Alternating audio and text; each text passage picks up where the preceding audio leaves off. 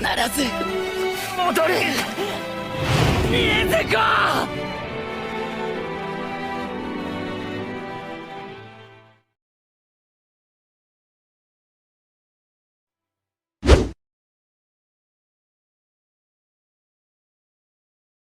토미오카 기요는 1화에서 탄지로 남매를 우루코다키에게 부탁한 것을 끝으로 나타고모산 에피소드 전까지 단 한 번도 등장하지 않습니다. 이 만화의 편집자는 당시 아고 작가에게 이런 제안을 했었다고 하는데요. 작가님, 남매를 맡긴 기우가 한동안 쭉 탄지로를 지켜보는 장면을 조금이라도 넣어봅시다. 기우는 그러고 있을 시간 없어. 결국 이런 이유로 기요는 등장하지 못했다고 합니다.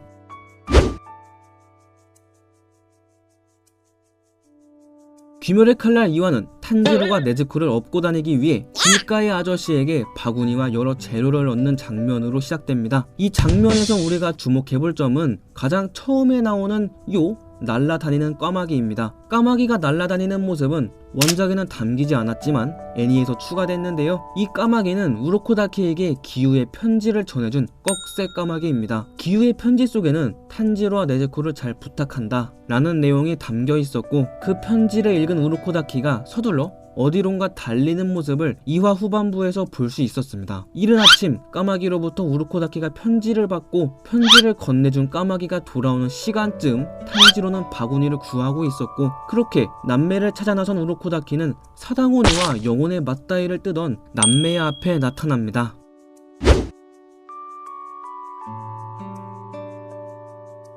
인간을 와그작 맛보는 것을 방지하기 위해 기우는 네즈코에게 수제 특별 제갈을 건네주었었죠. 그 뒤로 네즈코는 이 제갈을 거의 쭉 물고 다니게 되죠. 여기서 한 가지 의문점이 생깁니다. 저렇게 무거워 보이는 제갈을 하루 종일 물고 있는데 네즈코 너 입 안 아프냐? 작가 설정에 의하면 제갈을 물면서 생기는 피로 정도는 오니의 회복력으로 그 순간 바로 치유된다고 합니다. 덤으로 이렇게 뛰어다닐 때 괴짝 안에서 부딪히며 생기는 피로도 치유된다네요.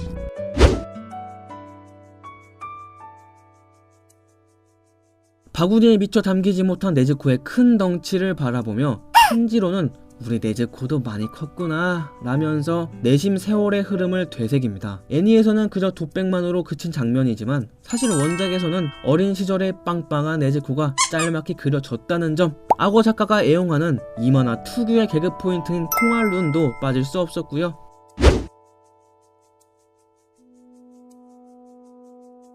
불안한 피냄새를 풍기는 사당에 도착한 남매를 맞이한 것은 인간 고기를 아주 코스별로 즐기고 계신 우리의 사당오니였습니다. 인간을 섭취하며 강해지는 오니의 습성이 처음으로 제대로 드러난 장면이었죠. 오니가 인간을 먹는 이후에는 힘을 기르고 12개월에 들기 위함도 있지만 오니가 된 그 순간부터 인간이 먹는 모든 음식을 섭취할 수 없게 되기 때문도 그 이유 중 하나입니다. 이 맛있는 음식들이 그저 구역질을 유발하는 폐기물이나 다름없는 것이죠.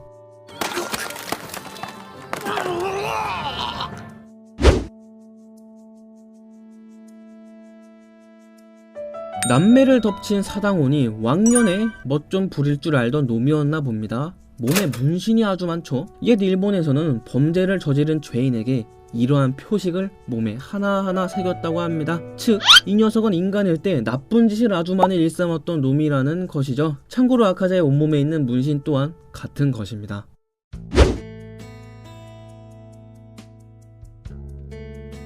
사당온의 뚝배기를 바위로 으깨는 것을 고민하는 탄지로, 그는 어떻게 하면 안 아프게 지옥으로 보내줄 수 있을까? 오니에게조차 동정심을 품는 너무나 착해 빠진 주인공이었죠. 그리고 우로코다키는 특유의 후각으로 탄지로의 이러한 생각을 읽어버립니다. 탄지로 또한 후각이 굉장히 좋은 편이기 때문에 타인의 생각이나 감정을 냄새로 알아차리는 모습을 이후에 여러 번 볼 수 있었죠. 그 스승의 그 제자다 이거냐.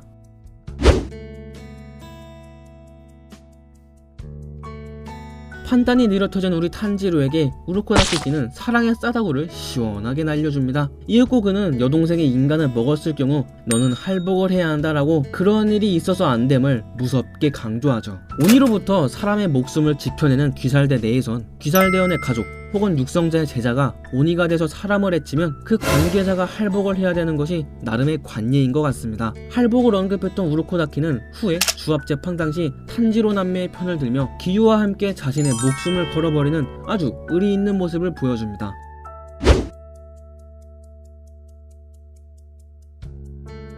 우르코다키를 쫓아 열심히 뛰어가던 탄지로는 불편하더라도 조금만 참아달라며 네지코에게 부탁하는데요. 넉넉하지 못한 생활에 어린 동생들과 오빠를 위해 항상 참아오기만 한 네즈코를 이내 탄지로는 떠올리죠. 네즈코는 달아버린 자신의 기모노조차 새로 마련하지 않고 직접 수선하여 다시 입곤 하였는데, 참고로 그녀의 취미는 바느질이며 네즈코의 바느질 솜씨는 돈을 벌 수 있을 만큼 엄청난 실력이라고 합니다. 만약 자그마한 옷가게를 차릴 만한 약간의 여건이라도 됐다면 부자가 될 수 있었을지도.